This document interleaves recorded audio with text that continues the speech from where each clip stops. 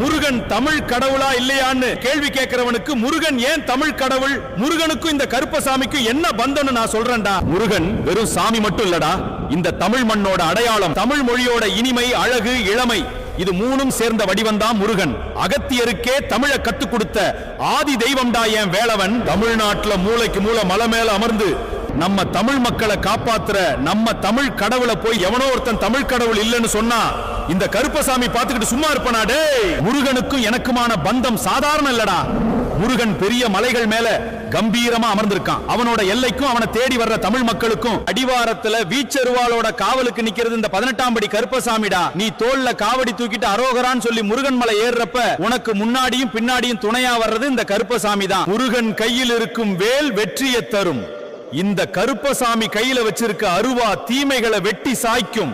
நாங்க 2 பேரும் இந்த தமிழ் மண்ணோட தமிழ் கடவுள்டா.